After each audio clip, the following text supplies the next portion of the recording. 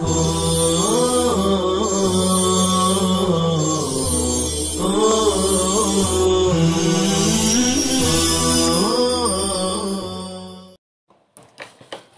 اللہ الرحمن الرحیم۔ السلام علیکم ورحمۃ اللہ وبرکاتہ۔ عزیز طلبہ کرام، گزشتہ اسباق میں ہم نے اللہ کے نبی صلی اللہ علیہ وسلم کے ترکے اور میراث سے متعلق چند احادیث آپ کے سامنے پیش کی، اور ان احادیث سے متعلق جو ضروری گفتگو ہو سکتی تھی وہ ہم نے پیش کرنے کی کوشش کی۔ آج کے درس میں قریش کے مناقب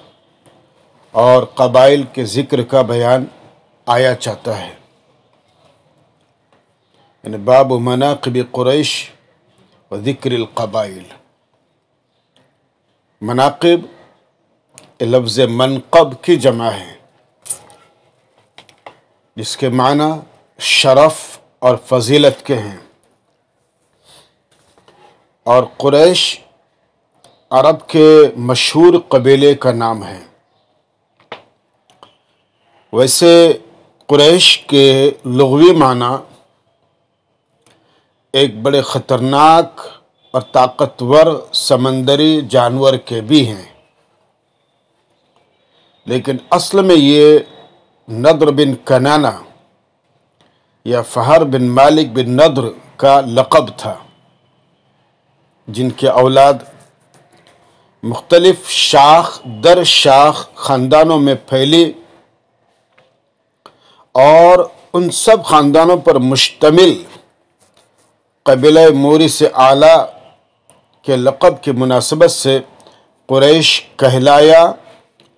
یا قبائل لفظ قبیلہ کی جمع ہے، جس کے معنی ہے ایک باپ کی اولاد، اور قبائل کے ذکر سے مراد عرب کے مختلف قبیلوں کی خصوصیات اور ان کی اچھائیاں یا برائیاں بیان کرنا ہے۔ یہ ہم نے بچہ مختصر لفظ منقبت، قریش اور قبیلے سے متعلق گفتگو کی، اور آگے حدیث ہے قریش کی فضیلت سے متعلق، اور راوی ہیں حضرت ابو ہریرہ رضی اللہ تعالیٰ عنہ۔ فرماتے ہیں عن ابی ہریرہ رضی اللہ تعالیٰ عنہ ان النبی صلی اللہ علیہ وسلم قال الناس تبع لقریش فی هذا الشأن مسلمهم تبع لمسلمهم وَكَافِرُهُمْ تَبَعٌ لِكَافِرِهِمْ متفق علیہ۔ حضرت ابو ہریرہ رضی اللہ تعالیٰ عنہ سے روایت ہے کہ نبی کریم صلی اللہ علیہ وسلم نے فرمایا، اس بات میں لوگ قریش کے تابع ہیں۔ قریش کے مسلمان تمام غیر قریشی مسلمانوں کے، اور قریش کے کافر تمام غیر قریشی کافروں کے سردار ہیں۔ یہ بخاری اور مسلم کے الفاظ ہیں۔ اس حدیث پاک کی تشریح میں مختلف علماء نے، ائمہ حدیث نے، محدثین نے اپنے اپنے تاریخی معلومات کے اعتبار سے چیزیں جمع کی ہیں اور اس کو پیش کرنے کی کوشش کی ہے۔ ہم یہاں پر جو بات آپ کے سامنے پیش کرنے جا رہے ہیں وہ صاحب توضیحات اور مظاہر حق جدید کی معلومات ہے، جنہوں نے مختلف مراجع سے حاصل کر کے ہمیں پیش کرنے کی کوشش کی ہے۔ حدیث کے ظاہری سیاق سے یہ معلوم ہوتا ہے کہ اس بات سے مراد دین و شریعت ہے، خواہ اس کے وجود کا اعتبار ہو یا اس کے عدم کا۔ مطلب یہ کہ دین کے قبول یا عدم قبول، یعنی ایمان اور کفر کے معاملے میں تمام لوگ قریش کے پیچھے ہیں، اور قریش اقدامی اور پیشوائی حیثیت رکھتے ہیں۔ بئی طور کے ایک طرف تو دین کا ظہور سب سے پہلے قریش میں ہوا، اور سب سے پہلے قریش کے لوگ ایمان لائے اور پھر ان کی اتباع میں دوسرے لوگوں نے بھی ایمان لانا شروع کیا۔ دوسری طرف وہ یعنی قریش ہی کے لوگ تھے جنہوں نے دین کی سب سے پہلے مخالفت کی اور مسلمانوں کی راہ روکنے کے لیے سب سے پہلے آگے آئے۔ اس طرح اگر قریش کے کافروں کے تابعدار ہوئے، چنانچہ اسلام کی تاریخ جاننے والے خوب جانتے ہیں کہ فتح مکہ سے پہلے تمام اہل عرب قریش مکہ کے اسلام لانے کا انتظار کرتے تھے۔ جب اہل اسلام کے ہاتھوں مکہ فتح ہو گیا اور قریش مسلمان ہو گئے تو تمام عرب کے لوگ بھی جماعت در جماعت اسلام میں داخل ہو گئے، جیسا کہ سورہ اذا جاء نصر اللہ سے واضح ہوتا ہے۔ بہرحال اس ارشاد کا مقصد قریش کی قائدانہ حیثیت کو بیان کرنا ہے کہ قیادت امارت کا جوہر انہی کو نصیب ہے، خواہ وہ اپنے عہد جاہلیت سے وابستہ رہے ہوں یا عہد اسلام سے، لیکن ان کی قیادت و امارت کو فضل و شرف کا اعتبار صرف اسلام کی صورت میں حاصل ہے، نہ کہ کفر کی حالت میں۔ اور اگر فضل و شرف کی قید مقصود نہ ہو تو کہا جا سکتا ہے کہ اس ارشاد گرامی میں قریش مطلق قیادت و امارت کا ذکر ہے، خواہ اس کا تعلق دنیا امور سے ہو خواہ مذہبی امور سے۔ چنانچہ زمانے جاہلیت میں بھی نہ صرف دنیاوی اعتبار سے قریش مکہ تمام عرب قبائل میں سردار قبیلے کی حیثیت رکھتے تھے، بلکہ اس وقت ان کے مذہبی معاملات جیسے اللہ کی تولیت و کلید داری اور پانی پلانے وغیرہ کی ذمہ داریوں کے اعزاز بھی انہی کو حاصل تھا، یعنی کہ بیت اللہ کی تولیت اور کلید داری، پانی پلانا اور اللہ کے گھر کے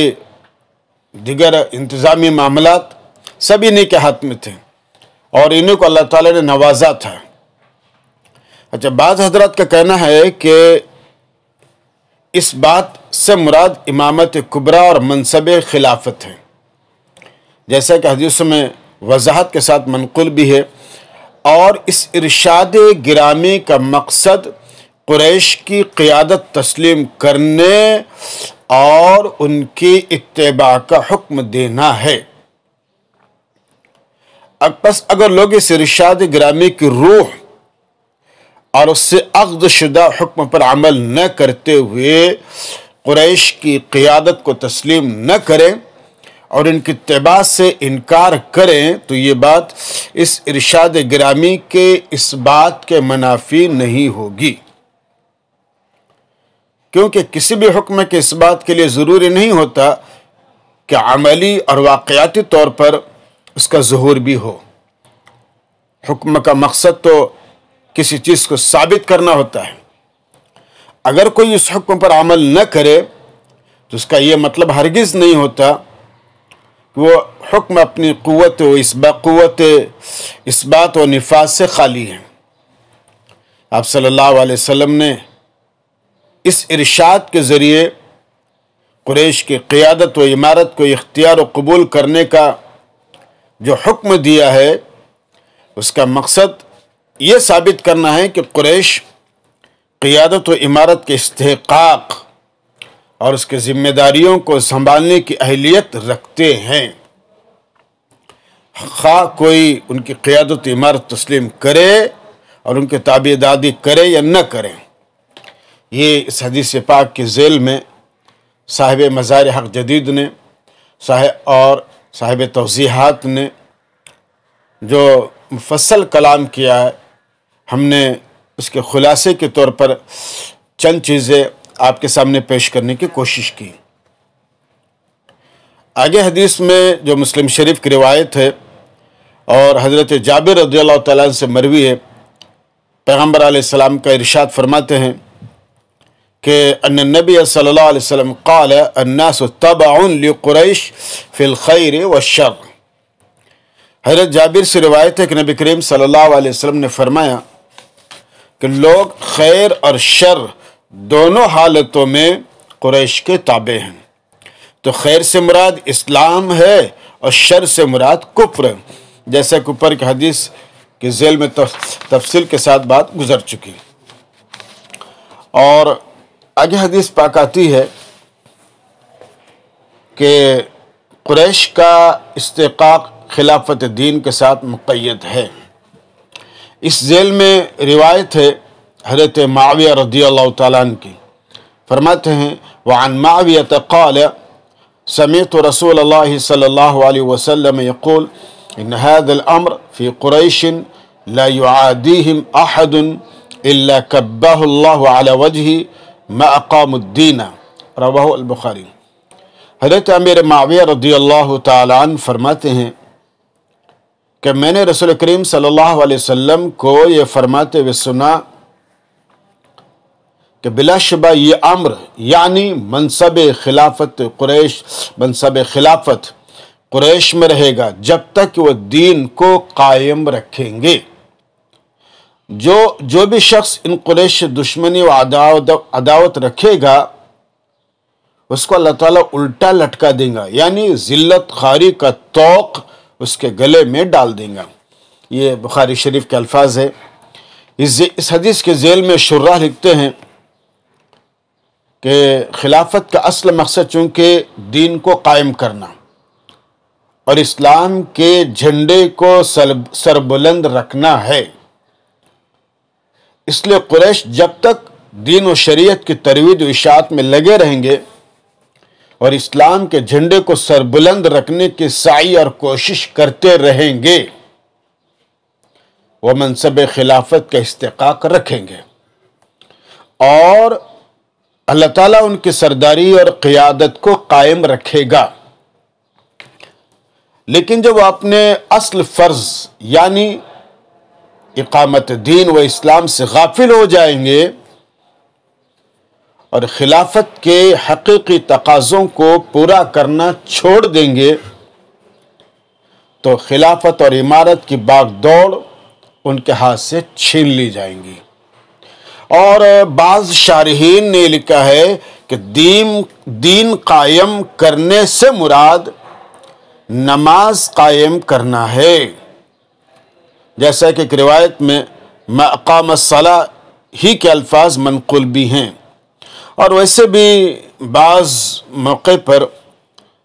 دین اور ایمان کا اطلاق نماز پر آیا ہے۔ اسی بنیاد پر بعض حضرات کا کہنا ہے کہ اس ارشاد گرامی کا اصل مقصد قریش کو نماز قائم رکھنے کی تلقین اور ترغیب دینا ہے، اور اس بات سے ڈرانا ہے کہ اگر نماز قائم نہ رکھیں گے تو ہو سکتا ہے کہ منصب خلافت و امارت ان کے ہاتھ سے نکل جائے اور دوسرے لوگ ان پر غلبہ و تسلط حاصل کر لیں۔ یہ حدیث پاک کے ذیل میں علماء نے مختلف باتیں لکھی ہیں، اور ہر ایک کا ایک اپنا انداز ہوتا ہے، اسلوب ہوتا ہے لکھنے کا۔ صاحب مظاہر حق جدید نے بھی لکھا ہے، توضیحات نے بھی، مرقات نے بھی، بعضوں نے عربی میں لکھا ہے، بعضوں نے اردو میں لکھا ہے۔ غرض کہ تمام محدثین یا شارحین کے کلام کا خلاصہ وہی ہے جو ہم نے پیش کرنے کی کوشش کی، اور اس کے بعد انشاءاللہ ہم دوسری مجلس میں مزید احادیث کی طرف آپ کو متوجہ کریں گے۔ والسلام علیکم ورحمۃ اللہ وبرکاتہ۔